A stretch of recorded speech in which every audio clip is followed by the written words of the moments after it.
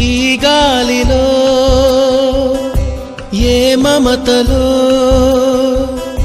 మా అమ్మ మాటలాగా పలకరిస్తున్నాయి, గుర్తుకొస్తున్నాయి, గుర్తుకొస్తున్నాయి.